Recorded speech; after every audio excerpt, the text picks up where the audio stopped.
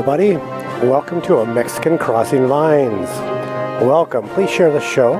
We're streaming on YouTube at Duke 1517, on Facebook at 88.1 Fargo Moorhead, on Twitch at A Mexican Crossing Lines, and we're on the radio at KPPP LP 88.1 Fargo Moorhead, adding local color to your airwaves. You can also tweet me at media_PPP, or you can email me at cindy@kpppfm.com or duke@kpppfm.com. Don't forget we have a call-in line if you want to leave us a message with topic ideas, comments, questions at 701-566-0917. You have 3 minutes to leave a message. You bet. And welcome everyone to A Mexican Crossing Lines with your host, Cindy Gomez-Schempp. And Duke Gomez-Schempp. You're listening to 88.1 FM KPPPLP Fargo Moorhead. And today, we are talking about Republicans turning on Trump. It is a phenomenon that, I guess time, really, but it has started to accelerate. And I think it's important that we acknowledge that it's happening and talk about why it's happening and what does it mean. So I'm going to examine the latest interview that Trump had with NPR. It's actually a rather short interview. Trump hasn't given an interview to NPR for 6 years. This is the first time that he agreed to give, and it was cut short. Trump abruptly ended the interview, as you are going to hear. And I do want you to keep your finger on the pause button, because I want to stop from time to time to discuss some of the things that you are about to hear. All right. But just so that you know, this interview was done with Steve Inskeep of NPR and former President Donald Trump on Tuesday, January 11th, in a phone interview. Let's listen.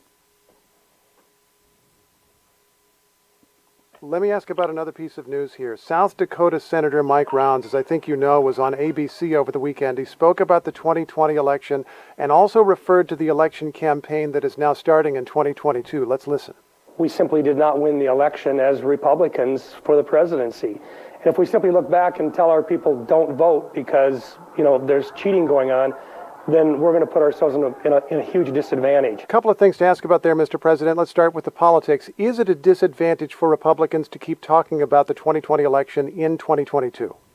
No, I think it's an advantage, because otherwise they're going to do it again in 22 and 24. And Rounds is wrong on that, totally wrong. If you look at the numbers, if you look at the findings in Arizona, if you look at what's going on in Georgia, Pennsylvania, and Wisconsin, by the way, and take a look at Wisconsin, they're finding things that nobody thought possible. This was a corrupt election. I just have to point out Doug Logan, to name one of the states that you just named. Doug Logan, who ran the audit in Arizona that was set up by your allies, didn't find serious problems. This is a quote: "The ballots that were provided to us to count in the Coliseum very accurately correlate with the official canvass numbers." He raised a bunch of administrative issues, but didn't find a problem that would have changed the result at all. The ballots may correspond, but look at the ballots themselves. The number of ballots doesn't mean anything. It's who signed the ballots, where did the ballots come from. What you really have to do in that report is look at the findings. And the findings are devastating for Arizona. They're devastating like nobody's seen before. Other states are just as bad. Why did Republican officials in Arizona accept the results then? Because they're rhinos, and frankly, a lot of people are questioning that. Because they're rhinos, and frankly, a lot of people are questioning that. That's the best answer he had. Why is it? Because the first thing that the former president says is that we now have all of this stuff surfacing, all of this evidence that there was irregularities. Meaning, or this is how I'm interpreting it, I don't know what you're hearing here, but this is new stuff. New stuff that was not available at the time that they were suing. new stuff that they did not have when they were pressing these cases, these 62 different cases that Trump lost, all but one of. And so, you know, the pushback here from Steve Inskeep is, oh, okay. He doesn't even say, well, you know, you obviously didn't have this information at the time when you were suing, so you missed the boat. You know, there's a time and a place for things, and you missed the boat. You can't just keep, you know, a year later, you can't just keep pressing an issue because, oh, you found something new. And then he just presses on this idea that your own Republican audit found no irregularities. I mean, they found some administrative things, but nothing that would change the election results. Your own Republican leadership in states like Arizona did not reject the electors. They didn't say that the votes were wrong. They accepted it and they certified it. Why is that? And he's like, because they're rhinos. So the only thing that he can come back with is that they're not really Republicans. They're disloyal. They're not staying on brand.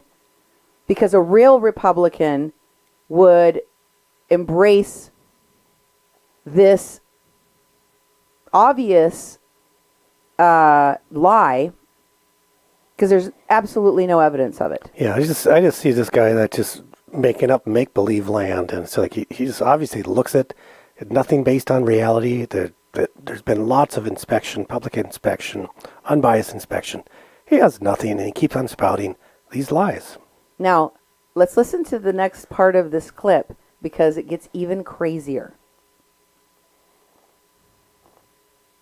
Why would they? They fought very hard, the Maricopa County people, and people don't understand it because all you have to do is look at the findings. And just so you know, some of those people went before Congress a short while ago, and they were grilled by Congressman Biggs. You ought to take a look at their testimony. They weren't able to answer anything. He made them look like fools. They couldn't answer a thing. They got up and gave a beautiful statement, and then when it came time to ask why this, why that, what about these votes, what about those votes, they looked like total fools. Let me read you some short quotes. The first is by one of the judges, one of the 10 judges you appointed who ruled on this, and there were many judges, but 10 who you appointed. Brett Ludwig, U.S. District Court in Wisconsin, who was nominated by you in 2020. He's on the bench, and he says, quote, "This court allowed the plaintiff the chance to make his case, and he has lost on the merits." Another quote, Corey Langhofer, your own campaign attorney in Arizona, November 12, 2020, quote, "We are not alleging fraud in this lawsuit. We are not alleging anyone stealing the election." And also Rudy Giuliani, your lawyer, November 18, 2020 in Pennsylvania, quote, "This is not a fraud case." Your own lawyers had no evidence of fraud. They said in court they had no evidence of fraud, and the judges ruled against you every time on the merits. It was too early to ask for fraud and to talk about fraud. Rudy said that because of the fact it was very early, because that was obviously at a that was a long time ago. The things that have found out have more than bore out what people thought and what people felt and what people found. When you look at Langhofer, I disagree with him as an attorney. I did not think he was a good attorney to hire. I don't know what his game is, but I will just say this. You look at the findings, you look at the number of votes, go into Detroit, and just ask yourself, is it true that there are more votes than there are voters? Okay, so he asks him about the statements made by his own attorneys in different lawsuits about decisions that were made by judges that he... In one, the judge says they looked at the case, it had no merit. Now, one of the arguments that you heard from Trump and his camp, able to look at the merit in any of these cases. The evidence. Nobody looked at the evidence. No court would look at the evidence. They didn't look at the merits. They did. They did look at the merits. And in the cases that procedurally could go forward. Okay? They looked at the merits and determined they didn't have merit. No bueno. Nope, not at all. They also discussed the two other attorneys, Longheffer, I think his name is, and Rudy Giuliani, and Trump only addresses Giuliani's statement that they're not alleging fraud, that they have no evidence of fraud. And he says, well, Rudy Giuliani said that early in the game when we didn't have the evidence yet. But you were saying on television, and so was Rudy, that there was fraud. Mm-hmm. You were asserting that there was fraud when there wasn't any evidence, by your own admission, of said fraud. And what about your other lawyer? What about the other lawyer that's still your lawyer right now? Longheffer, or whatever his name is still your lawyer. If you didn't like him and you didn't want to hire him and you didn't like what he said and you disagree with him, why is he still employed by you? And why didn't you address, you can't just say, oh, I didn't hire him and I don't like him. He is employed by you and he's still your representative. And he spoke for you. He is your proxy. When he speaks, it's you speaking. And what he said, the other side of your face, in other words, is that you have no evidence of fraud and have never made that allegation. He doesn't address it. And then he just simply goes, look over here. Look over here where I don't have any evidence. This is all just my feelings. There's more people that voted than the actual people in the population. That's another made up thing that has been debunked. Listen to how Steve Inskeep interrupts Trump to tell him, you've made this debunked, statement over and over again. And I think that this initial report that was made incorrectly about these numbers has been corrected and debunked now, but you keep using it. And then here's how that goes. Look at Pennsylvania. Look at Philadelphia. Is it true that there were far more votes than there were voters? It is not true that there were far. Tough thing. That's a pretty tough problem. It is not true that there were far more votes than voters. There was an early count. I've noticed you've talked about this in rallies, and you've said reportedly this is true. I think even you know that was an early report that was corrected later. Well, you take a look at it. You take a look at Detroit. In fact, they even had a hard time getting people to sign off on it because it was so out of balance. They called it out of balance. So you take a look at it. You know the real truth, Steve. And this election was a rigged election. Why is it that you think that the vast majority of your allies in the United States Senate are not standing behind you? We did have that statement by Mike Rounds. Because Mitch McConnell is a loser. And frankly, Mitch McConnell, if he were... Okay. Because he's a loser. So he says, you are using information that you know is a lie. He's like, yeah, but a lot of people felt that it sounded true to them. And I think you think it's true too. And he's like, and then he says, why do you think nobody in the Senate is standing with you? Look at what Mike Rounds just said, that you lost, that Republicans need to admit they lost the 2020 election. And he says, because Mitch McConnell is a rhino. Yep. Mitch McConnell is a loser. All he has to fall back on is feelings, insults. He has no concrete evidence of anything, of any wrongdoing. Let's listen. On the other side, and if Schumer were put in his position, he would have been fighting this like you've never seen before. He would have been fighting this because when you look at it, and this is a long way from over, you take a look at what's going on now in Pennsylvania, take a look at what's going on in Wisconsin. You just take a look. Now, we had a lot of cases where the judges wouldn't hear them. We had a case in Nevada that was so good. When you read the papers, it's impossible. The judge refused to even listen to it. We had many cases. In fact, they say, and I can't testify because it's been through a lot of systems, a lot of different systems, but they say, and they say very strongly, the judges just, nobody's really gotten a chance to look. Look at the United States Supreme Court. They refused to hear the case. And you had, They said there was... Listen, we have to differentiate between merit and procedure. Okay? Let me explain it to you this way, okay? Let's imagine that a lawsuit is a car race, okay? On a racetrack with other cars. And then when you get into court, that's the race. And everyone takes off, and at the end you have a winner, right? It's based on who goes around the most times the fastest, right? The thing is, merit is during the race. Procedure is getting your race car to the race. Okay?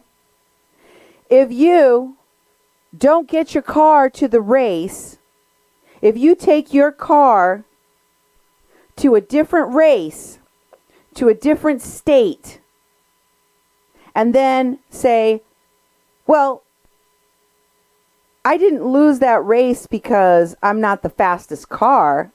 I lost that race because they didn't let me race. No, you didn't take your car to the right race. If you didn't maintain your vehicle such that the tires were flat, the engine didn't work, your driver was drunk, then you failed in the procedure to get your car onto the racetrack for the race. It is not the fault of the courts. It is not the fault of our judicial system that the lawyers, that the Mickey Mouse lawyers hired by Trump didn't have the wherewithal of a first-year law student in many cases to be able to identify who they were suing in the documents that they were pleading to the court, that failed, that misspelled district court, that didn't identify a remedy, that didn't dot the I's and cross the T's in the way that you have to do procedurally to get a lawsuit, to get in the door, to get on the racetrack, if you will. And you hear this man arguing they wouldn't even hear these great cases. Yeah. We had these great cases in Nevada and here and there. They weren't great. They were a joke. So much so that the court said you can't even come into the race because you're too stupid. Your case doesn't meet all the requirements to be a case. So I want to just make that distinction because there's a lot of people out there that don't understand it, that are still saying, well, he wasn't heard. He didn't get his day in court. Yes, you don't get a day in court if you're too stupid to find the courthouse. Exactly. If you go to the wrong courtroom, or if you show up drunk or naked and they don't let you in. That is not the fault of the justice system. You are owed nothing. Go on. No standing to give the case. That's correct. Well, Can I just no ask? standing. I know. No standing. And the President of the United States supposedly didn't have standing either. So I wanted to file it myself. They said, sir, you don't have standing. I said, wait a minute. I'm the President of the United States. They just rigged an election. Hundreds of thousands of votes in different states. They just rigged an election. We got a number of votes that I think you'll agree no sitting president has ever gotten a number of votes that I got. No sitting president has ever gotten sitting president. Nobody believes. You think Biden got 80 million votes? It's true. I don't believe it. It's true that you got more than any sitting president in the election you disputed. How come he couldn't? If then I how can, come Mr. Biden- President, Mr. President. Let me ask you this question. How come Biden couldn't attract 20 people for a crowd? How come when he went to speak in different locations, nobody came to watch, but all of a sudden he got 80 million votes? Nobody believes If you'll forgive me, that. maybe because Nobody the election believes was that. about you. If I can just move on to ask, are Oh! you telling voters in 2022 that they must press... That was a zinger. Okay. Now, I want to mark this moment because Trump is about to hang up on him now. Oh, okay. Okay? And maybe that's the reason why. He said, nobody believes that Biden got 80-some million votes. How could he when he couldn't motivate people to come out to see him speak? Mm-hmm. How could he when he was sitting in his basement or whatever they said he was doing, right? Mm-hmm. How did that happen? And he answers him, maybe it was because they don't like you. Maybe it was because this election was about you and your performance. And let's not forget that this happened during the first year of the pandemic. Mm-hmm. And his performance was abysmal. Mm-hmm. I want to take you back to the beginning of this interview.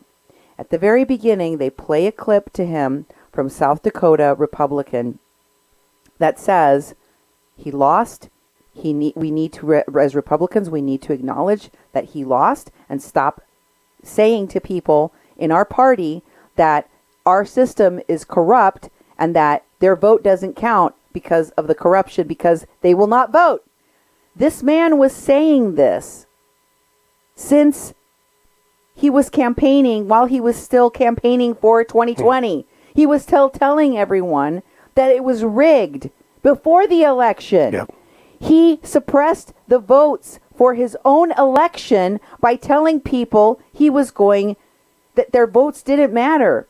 He also told people, don't vote by mail. So what did he do?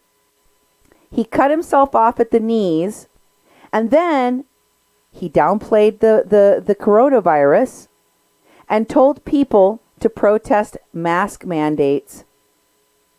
And this is what you get as a result of that. A lot of people within his own administration, within his own party, told him that if he did what he chose to do, if he decided to go with his plan of downplaying the pandemic, of suppressing the vote, telling people not to vote by mail, telling people that the election was rigged even before they went to the ballot box, that he would lose this election. And he knew that. He knew so much that he was likely to lose that he and his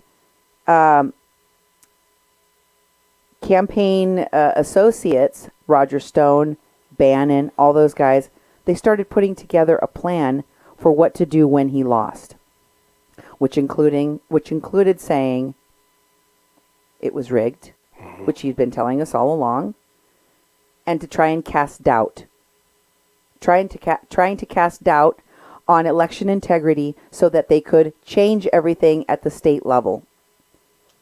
And at this point, NPR's Steve Inskeep is going to try to ask him about the insurrection, because all of this was done, all of his lying and lying and lying after the election was done so that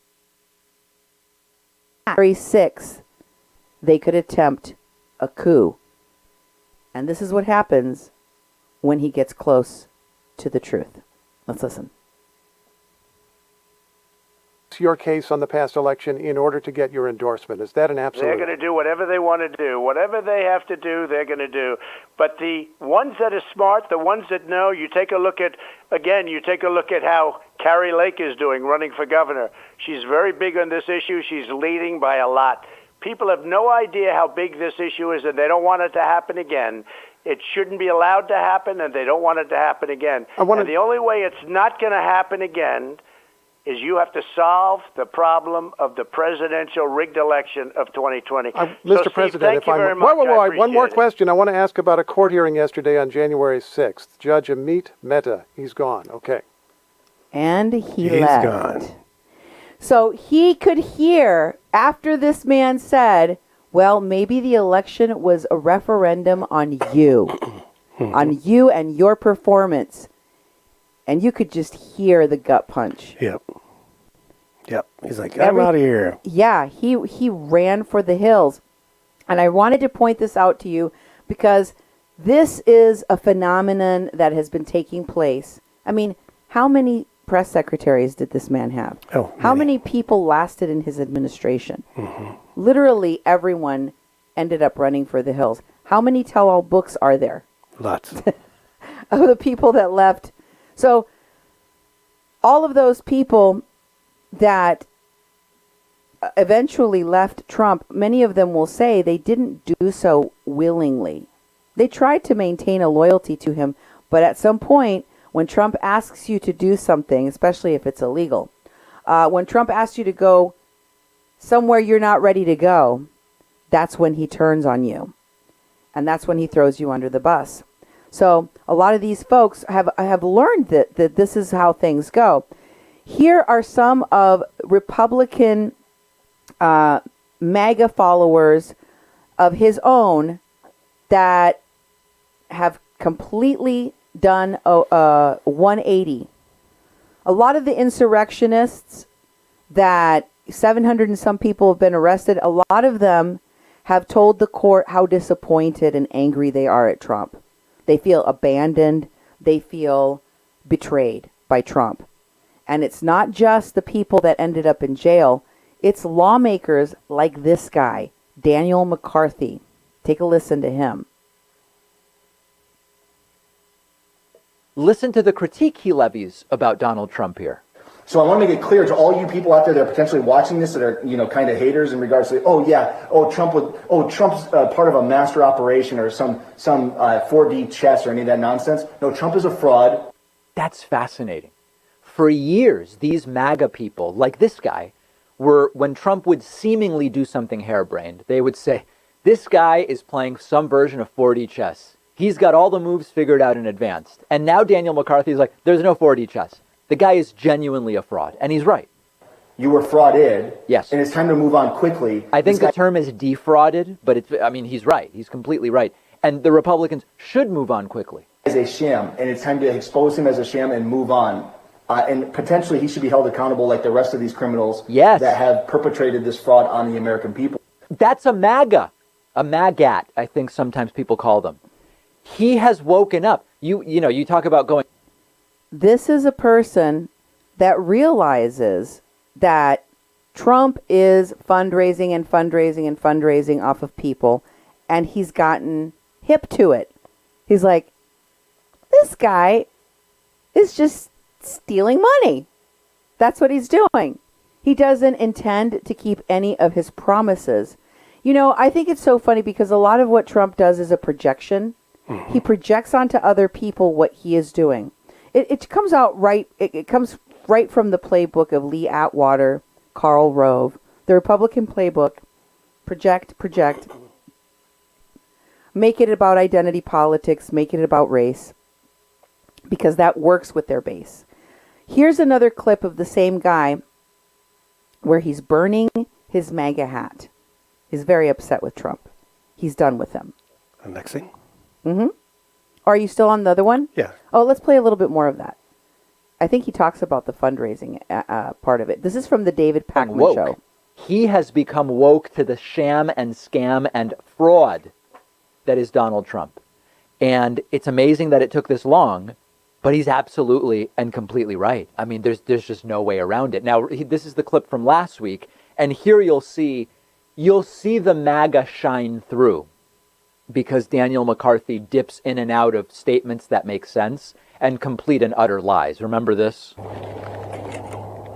Hey, Donald Trump, this is Daniel McCarthy in Arizona. The world is waking up to your massive grift. Please stop with the smoke and mirrors with these audits. Stop with your fundraising. Yes. Stop establishment candidate endorsements. True. Stop pushing this gene therapy. Now there he goes off the rails. The vaccines are not gene therapy. The sauce. I hear you're coming to Florence, Arizona for another one of your do-nothing rah-rah session rallies. That's exactly what they are. They are do-nothing rah-rah rallies.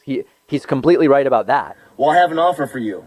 I will give $1 million to the charity of your choice if you take 30 minutes of your stage time on January 15th and debate me or answer my questions even in front of your crowd. Think about all the things that you've done that you've not been held accountable for. You ushered in medical tyranny. No, that's not true. You exploded our national debt. That is true. You relinquished our sovereignty with the USMCA trade deal. That is untrue. You passed more gun laws than Obama did with fixed NICS. Unclear. You warned about election fraud, but yet you did nothing to prevent it, even after my team, months in advance, warned you after we were stolen from in the Senate primary. You gave up on therapeutics, and you pushed an experimental gene therapy. Okay, anyway, so he didn't push experimental gene therapy or anything like that. And as I played for you last week, this guy ultimately uses a flamethrower to burn the MAGA hat. So listen, it's horrible that this is what we have to look at as. Now, one of the reasons that people are turning on Trump, because there's more than one reason. It's not just because of his stance on 1-6. It's not just because he keeps pounding the big lie that he won the election when they have absolutely no proof. When there is nothing in the court systems that are going to show that. And by the way, this upcoming January 15 rally in Arizona, Mike Lindell is going to be there.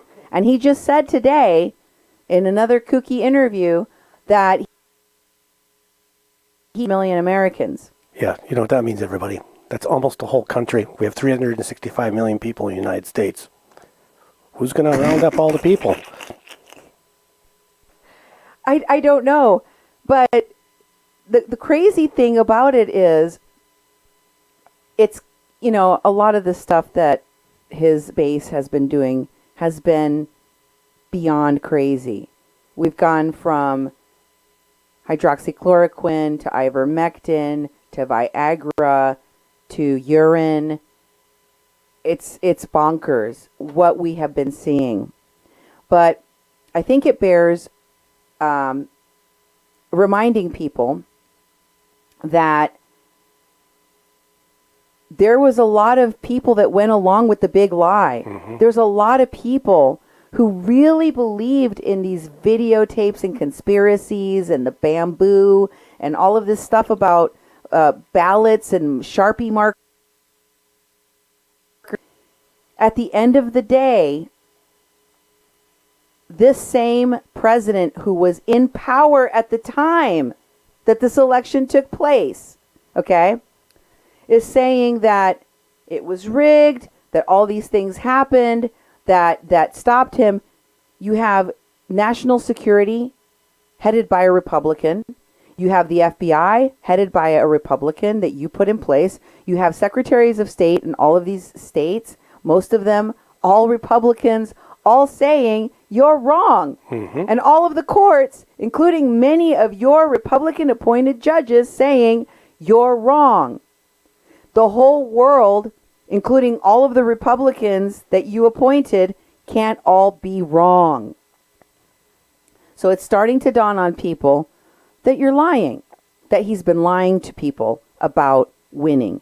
But that's not the only reason. There's other reasons people are mad about what he is doing. And one of them, a major one, is his stance on vaccination and boosting. Because I don't know if you've noticed this, but the guy who downplayed the pandemic and let 800,000 people or more die on his watch, a guy that started freedom rallies to stop vaccine, mask mandates and lockdowns in different states, the same guy that got vaccinated without telling anybody and that got COVID without telling anybody, is now going around confronting his own followers and telling everyone to get vaccinated and boosted and saying, I put this vaccine through, I saved hundreds of millions of people. You should all be getting the vaccine. You should all be taking credit for this medical miracle that I helped to usher in for the world. And everyone is pushing back on him and hating him for it. And I'll ask you why you think this is happening in a minute, but let me give you some examples. Here is an image from the discontent on vaccination and the insurrection. It's an image that you have there. It's called The Discontent. If you scroll down. It's right after this one. It is an image. Don't have it. Called The Discontent. It comes from an article. So it's parts of Trump's base are turning on him, fueled by the discontent with his stance on vaccines and the Capitol riot. And this comes from an article that was published in a business article, by the way. This is not a political article. This is about business. And they share, this is from the Business Insider. They share a lot of these different ways in which Trump is being pushed back on. One of them being his interview with Candace Owens. Let's take a listen to a piece of that. One moment. Here he is with Candace Owens talking about the vaccine.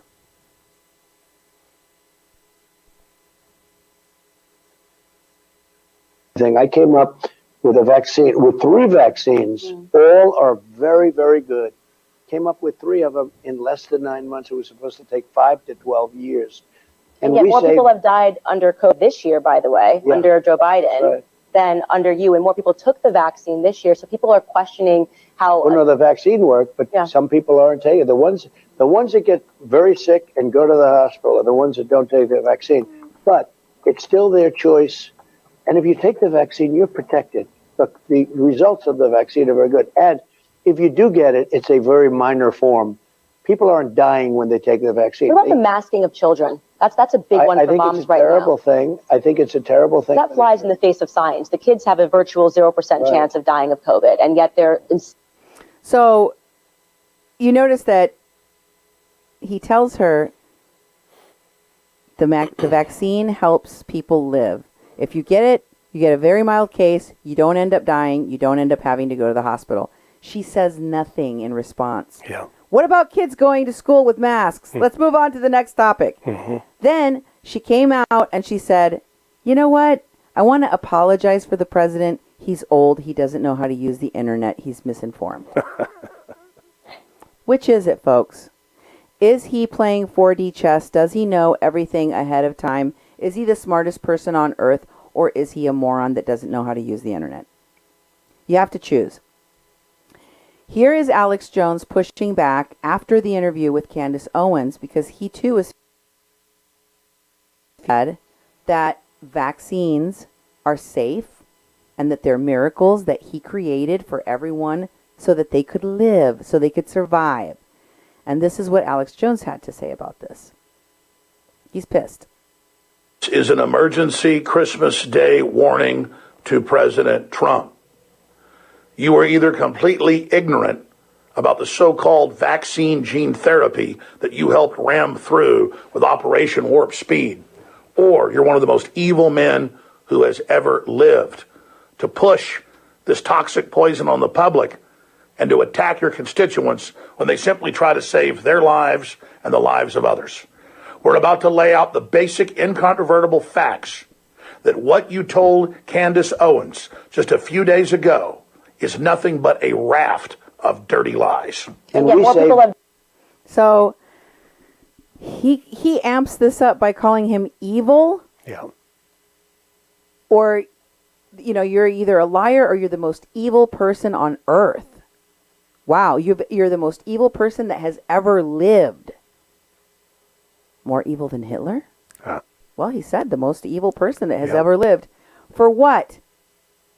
For suggesting that the vaccine is safe and effective and people should use it to save their lives. That is what they're calling President Trump former President Trump evil for? Think about that. Yeah. The man is trying to protect themselves because we have a variant that is killing people, that is infecting people at a dizzying rate, something we'd never seen before. And this is Bill O'Reilly and Trump getting booed at one of their events. By the way, they were very poorly attended events, I heard. Yeah. 5,000 was, they expected 30,000 or something like that. It didn't go well. But at this event, they got booed because they said they were boosted. Take a listen.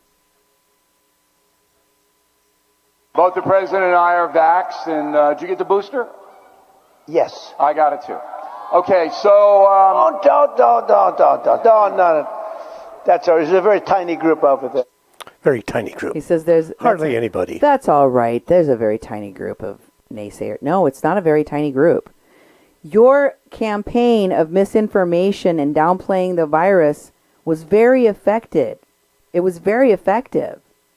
Your campaign of misinformation and your adherence to and admiration of QAnon, which has been spreading rampant misinformation about this virus, was very effective. It got millions of people, not just in the United States, but all over the world, to doubt the efficacy of the vaccine and to doubt whether or not they were going to be harmed by taking it. So now you have to contend with the bed that you made, that y'all made. Here is Alex Jones calling Trump a liar because he is promoting the vaccine. This is crazy. And within weeks of them saying it over and over again, CNN snaps their fingers, Jeff Zucker snaps his fingers, and Trump clicks his heels and hops up there at attention and says, how high do you want me to jump, boss? There's Trump in Alabama yesterday. I believe totally in your freedoms. I do. You got to do what you have to do. But I recommend take the vaccines. I did it. It's good. Take the vaccines. But you got, no, that's okay. That's all right. You got your freedoms. But I happen to take the vaccine. If it doesn't work, you'll be the first to know, okay? I'll call up Alabama and say, hey, you know what? But it is working. BS. Trump, that's a lie. You're not stupid. Just 2 weeks ago, they said it was 65%, then 40%. Saw a number put up about Pfizer shots, 30-something%. Because they just want to tell you it doesn't work, so you're running at the new damn shot. Then they'll tell you in 6 months that one doesn't work. It's called rope-a-dope. Shame on you, Trump. Seriously. Hey, if you don't have the good sense to save yourself and your political career, that's okay. At least you're going to get some good Republicans elected. And, we like you. But my God, maybe you're not that bright. Maybe Trump's actually a dumbass. and listen. Alex Jones was there on 1/6. Yeah. He was going to walk the people down to the Capitol. All of these people have gotten into bed with Trump, and it doesn't faze him. He continues to attack the people that are anti-vax. It's remarkable. In this interview with OAN, he's talking about Ron DeSantis. Okay. He's not mentioning him by name, but he is talking about Ron DeSantis, who refuses to tell people in his press conferences whether he's vaccinated or not. And this isn't just for DeSantis, by the way, although since DeSantis is polling very well, and since DeSantis is a threat to him as a front runner campaigning for the presidency in 2024, Trump is definitely throwing shade at DeSantis with this statement. But he's also saying this about any Republican who refuses to disclose their vaccination status. And this is what he said. Do you reconsider your push for it, or what's your view now on the vaccine in general? Well, I've taken it. I've had the booster. Many politicians, I watched a couple of politicians be interviewed, and one of the questions was, did you get the booster? Because they had the vaccine. And they're answering it like, in other words, the answer is yes, but they don't want to say it. Because they're gutless. You got to say it. Whether you had it or not, say it. But the fact is that I think the vaccine has saved tens of millions of people throughout the world. I have had absolutely no side effects. I've had it like other people have had it, nothing special. I've had it. Nothing special. It's nothing. Yeah, it's It just kills people. what? The corona. He's not talking about the corona. He's talking about the vaccine. shot, okay. He said he had the booster. We're talking about the booster shot here. The booster shot doesn't kill people. No. The booster shot saves lives. That's what he was talking about. And he said it doesn't cause any problems. It was just a shot. I got it. It helped me. You should get it too. You know, I think he's doing that because he's like, what do I have to do? I have to act like I had some sort of success in my presidency. Oh, we got the vaccine. We developed a vaccine. He goes on and on about things that, well, I better start talking positive about using the vaccine because that's my only success. So I see him as trying to spin that around. I think that there is a lot of things that they have spun during his administration as wins, whether or not they really were wins. I mean, how many times did he say that he redid all of the veterans stuff? Yeah. And there was really nothing that he had done. It was already done before he came in. But here's the thing about it. I don't think that's the case. I think there's something bigger behind this push. Because, look, right from the beginning, the day of the election, since Fox News called Arizona, he lost a lot of his support. This has been a long time coming, okay? The turning on Trump, it started the night of the election, the night he lost the election. First, it was Fox News because they told the truth. They called Arizona for Biden. And then Rupert Murdoch even put out a statement later on. He just told him, it's over, dude. Get over yourself. This is a statement that he put out to News Corp. Okay, he's telling everybody in the news, the current American political debate is profound. It is crucial that conservatives play an active, forceful role in that debate. But that will not happen if President Trump stays focused on the past. The past is the past, and the country is now in a contest to define the future. Trump is the past. We need to look toward the future. And Trump is not in the future, according to Rupert Murdoch. That matters because Rupert Murdoch has really been seen as a kingmaker. Yeah. If you lose the support of Fox News and you're a Republican, that's going to be really, that's going to be hard to overcome. Of course, he has Newsmax, OAN, Right Side Media, and all of these other, America's Voice, all of these other smaller markets. Mm-hmm. But I don't know how long those markets will survive. Some of them will not survive, especially those that are being sued for billions of dollars for defamation. Exactly. Mm-hmm. I don't think some of those are going to make it. I think some of those existed in a vacuum that was created by the Trump administration for that extreme right news that was even beyond what Fox News was willing to say, which have been very useful for Trump post-election. But the reality is that even the people at Fox News, you don't see anything from Tucker Carlson and Hannity yet. Yet, yeah. Yet. Mm-hmm.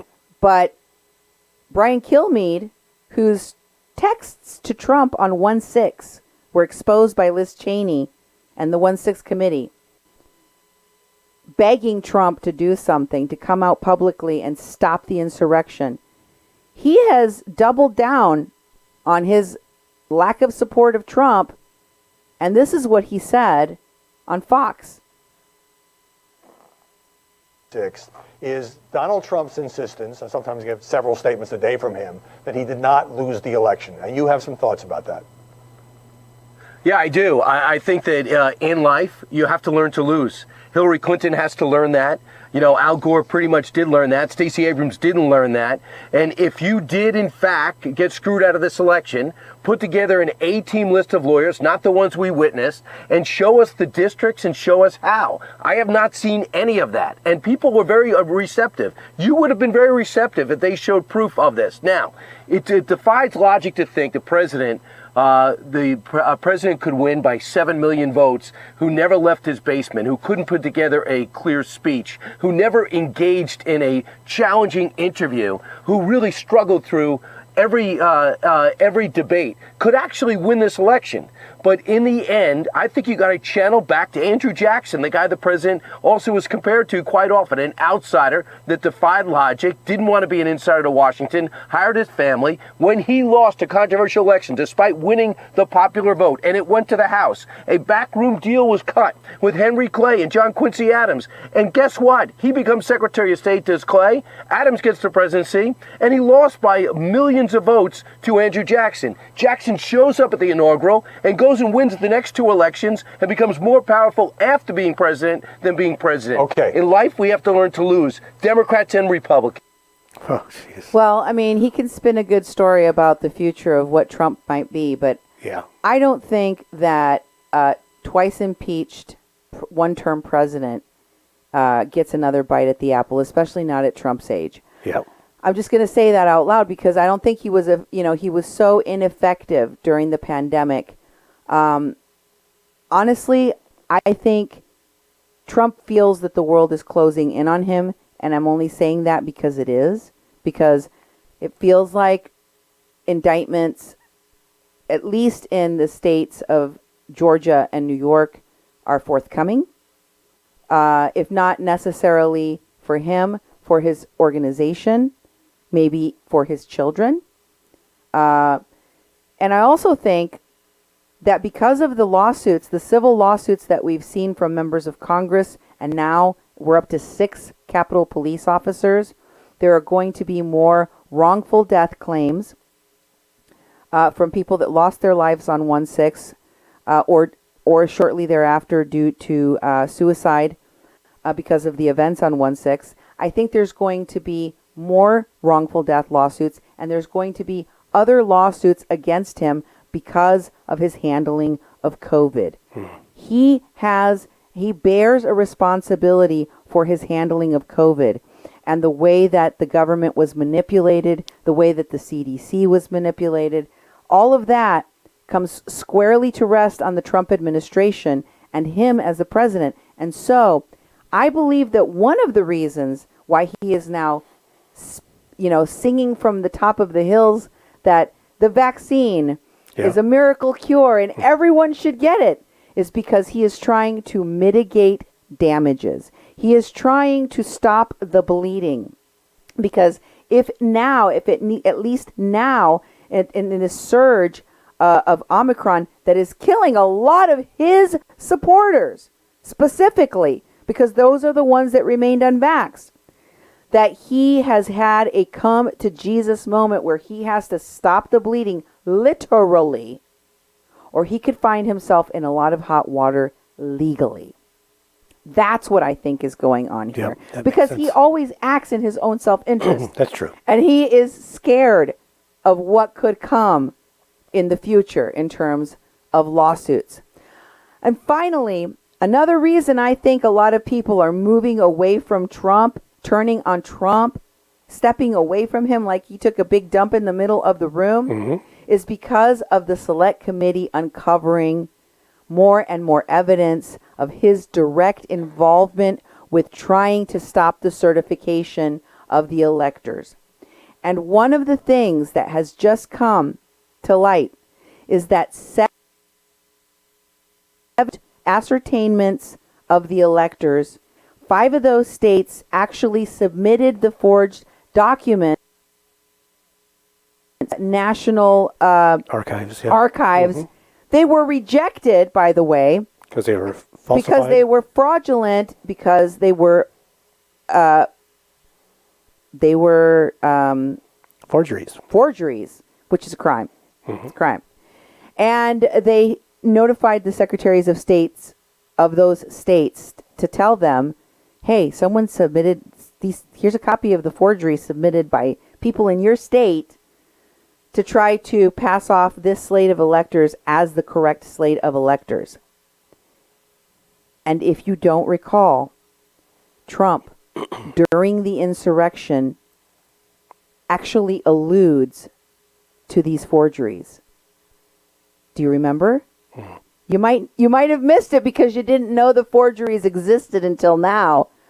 But this is his tweet during the insurrection where Mike Pence is whisked away to go hide somewhere because people are marching into the Capitol saying, hang Mike Pence, and there's a gallows outside.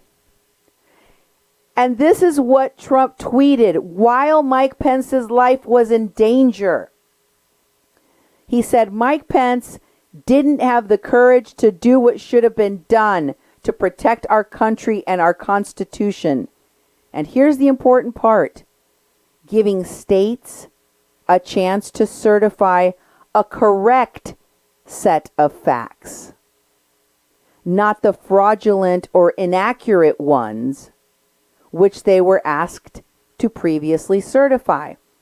That is the certificate of ascertainment that he is referring to. So he was aware at the time of that tweet of the plan of submitting these forgeries in place of the already certified electors from each state. And I think that smoking gun is, I think it's just, and they're like, well, okay, I'm stepping away. I'm stepping away now because the picture is becoming more and more clear of what was done and how it was done to try to steal the 2020 election. And we will be following all of these court cases going forward here on A Mexican Crossing Lines with your hosts, Cindy Gomez-Schempp and Duke Gomez-Schempp. You've been listening to 88.1 FM KPPPLP Fargo-Moorhead, where we are adding local color to your airwaves. Keep it on the dial here at 88.1 FM for more updates on everything that's going on in these legal battles for the soul of our democracy. Have a great evening, good night, and God bless.